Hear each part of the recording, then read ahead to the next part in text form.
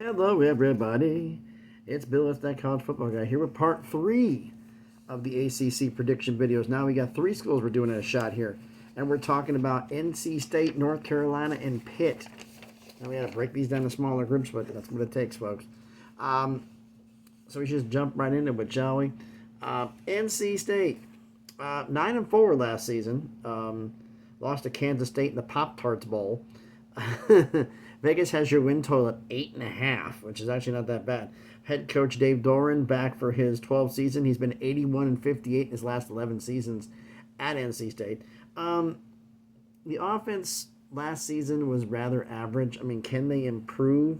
Yeah, they can improve, but we'll see what happens. Grayson McCall, formerly of South Carolina, has been very, very good for them.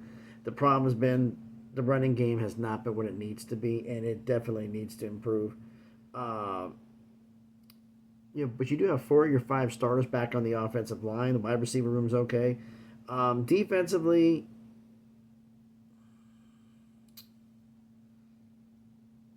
you lost some players, but the question is, do you have enough depth to make up for it? That's the big concern here.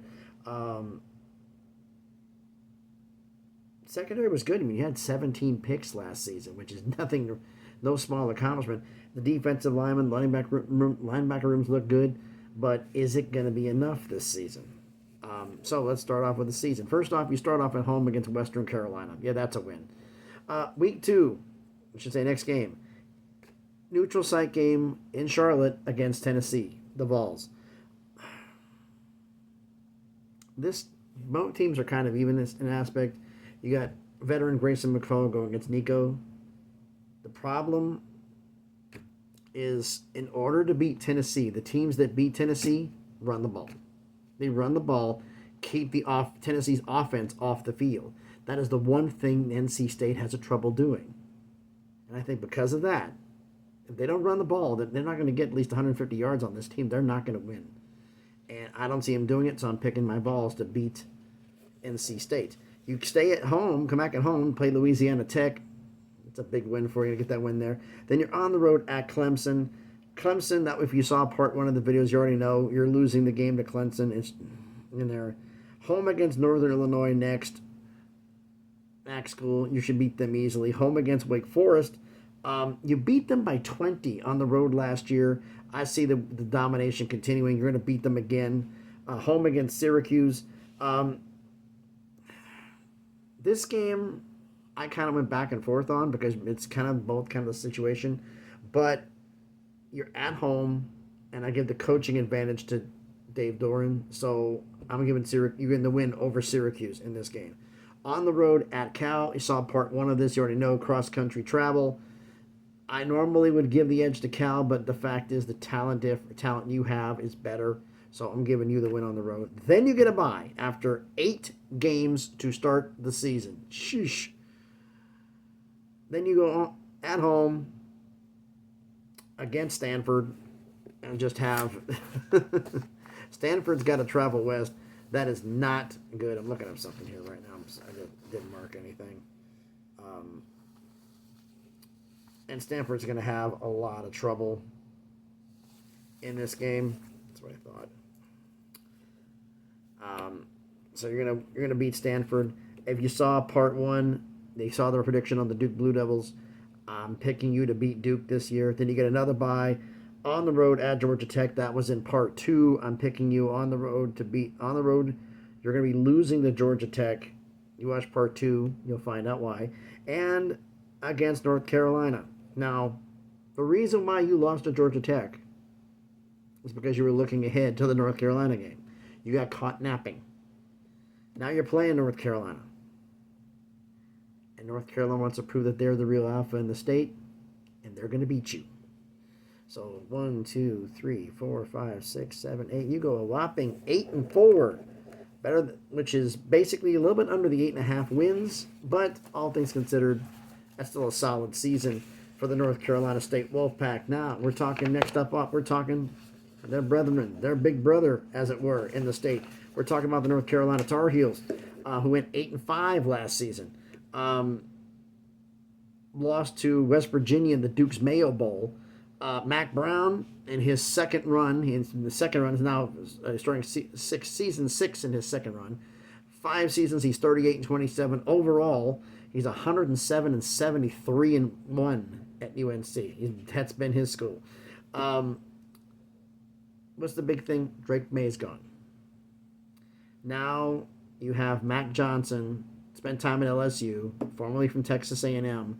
Now he's going to come in to be your starting quarterback. Can he deliver? Is he going to be a Drake May's shoes? No, he's not. So this is going to be a downgraded quarterback. But Omarion Hampton is back at running back. 1,500 plus yards, 15 touchdowns. So the running game is going to be solid. Wide receiver room is also solid. The offensive line, though, is kind of in flux. You got a lot of additions from the transfer portal. That's going to be a kind of a work in progress. We're going to see how that works here. Defensively, they were just bad last year. The defense was bad. 3 starters back for the defensive line. The linebacker room, unfortunately, it needs to improve. I'll just say it needs to improve. And 3 starters back from the secondary, but because of all the yardage they gave up, they need to improve as well. So the defense was not exactly the star that it needed to be. So let's start. Excuse me. North Carolina schedule. How we go predictions here? Well, we're going week 1. They go on the road at. I doubt he's going to watch this, but Greg Pflugar, his Minnesota Golden Gophers, his team, on the road at Minnesota. You beat them by 18 at home last year. You're taking a step back. Minnesota's kind of the same-ish. You're going to lose on the road in Minnesota to start the year. So North Carolina starts the year 0-1. They come back home to play Charlotte, Group of 5 school. You're going to beat them up. Then you go play an FCS school, NC Central, blow the doors off of them. Then an interesting game. This game I was kind of debating on. Is this going to be like a trap game? And that's against James Madison. Because JMU can play. Without a doubt, they can play. But do they have enough on the road to beat North Carolina? Not enough. So I'm going to pick North Carolina to win because I figured you might be looking ahead at your next game at Duke. North Carolina and Duke, a valuable football game. When was the last time we said that, folks? But you're on the road at Duke. If you watch part 1, you already know the answer to this question. I'm picking North Carolina on the road to beat Duke. Then you're at home against Pitt. Pitt is not the best team in the ACC. I'm picking you to beat Pitt. So then you start the season in here. Then you come at home against Georgia Tech. That was in part 2. You saw that game because you have been playing. This was your 7th consecutive game. Even though you're at home, it's attrition. You're going to lose to Georgia Tech. Then you get the bye week. You come out of the bye and you're playing Virginia. On the road, I should say. Now, Virginia, you lost them by 4 at home last season, but you have bye to prepare for this game. You lost by 4 at home. You're looking for revenge, and I'm going to pick you to beat Virginia on the road. Then on the road at Florida State, if you watch part 2 of the series, you know you're losing to Florida State. Then you get another bye. Come home out of the bye against Wake Forest. This is just simply the fact of you have more talent, and you have the bye to prepare. So I'm picking you at home to beat Wake Forest. On the road at Boston College, you watched part 1. You already know about this one. You're losing to Boston College. It's just the way the schedule works out. And if you want to know why, look at part 1, and you'll find out why. And then home against NC State, we just talked about this. NC State goes on here I'm going to be big brother in the state. You are the big brother, and you're going to beat NC State. Now, the last but not least, we just talked about the Pitt Panthers. Pitt 3-9 last year. Offense bottomed out, was absolutely horrible compared to the year prior. Vegas has their win total at 5.5. So it's interesting scenario here. So let's take a look at what we got here. I mean, head coach Pat Narduzzi, 65-50 in 9 seasons at Pitt, starting his 10th season this year.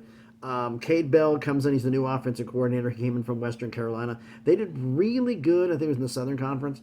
Or SoCon, excuse me. Not the Southern Conference, but SoCon. But that's at that level. We're going to see how well that translates, how it's going to work here. The main reason they played well is because they had a great offensive line. Well, Pitt, 4 of their 5 starters are back. Now, they did give up some problems last year, but it's back, cohesion, experience. They're going to be a better squad. QB situation, however, is what's going on. Now, third-year man Nate Yarnell is going to be battling Alabama transfer Eli Holstein for the job. No clue yet. I mean, Yarnell will be the leader in the clubhouse, but that doesn't necessarily mean anything. Got a solid wide receiver room, running back room. It's kind of a situation in progress. Defensively, a lot of people saying, "Hey, you got great. You did 37 sacks last year." That's the worst since 2017 for Pitt. They're known to get after the quarterback. You lost a lot of players defensively at the portal. You lost a lot, but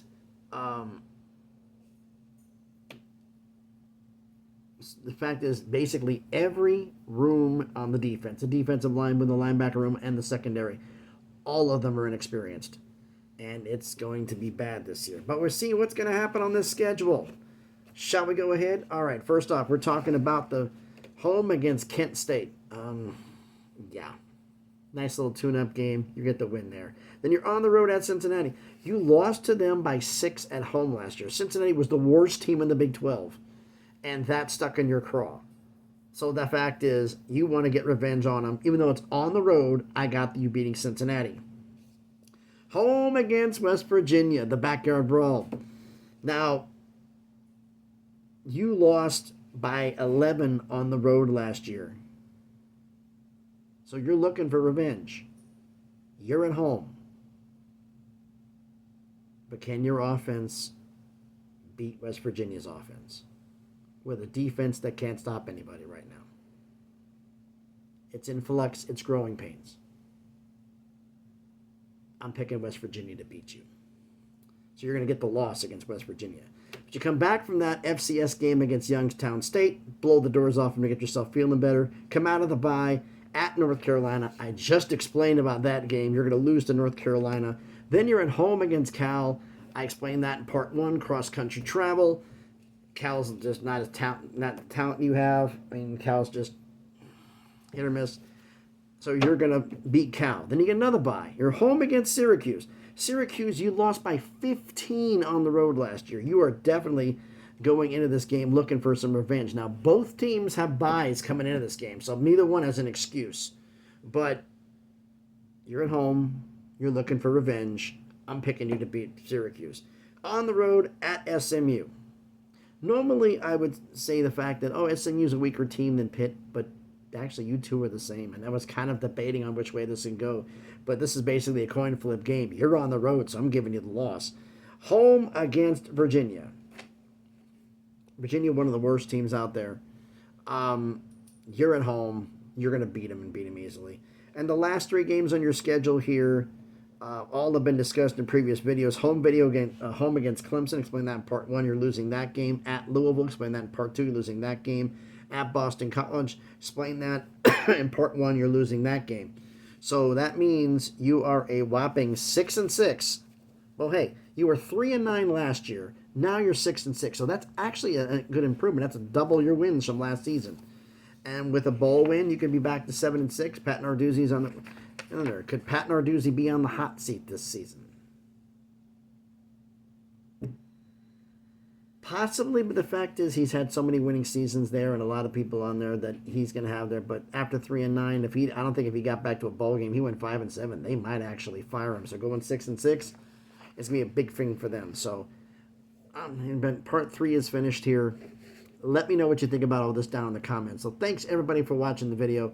If you haven't done it already, do me the favor. Smash the like button, hit the thumbs up. It helps with the algorithm, helps the video be seen by more people. Comment on the video. So, do you agree with my predictions for North Carolina, or correct myself, for NC State, North Carolina? I'm trying to get my sheet back here. It's actually only flipped it over. And Pitt. I got NC State going 8-4. I got North Carolina going 8-4, and I got Pitt going 6-6. You tell me, who do you agree with those predictions? Let me know about that down in the comments. Share this video if you want to. And if you haven't done it already, first off, everyone who's subscribed, thank you so much for subscribing to the channel. I greatly appreciate it. If you haven't subscribed already, check out some of the other videos I've done. I've got quite a few up there.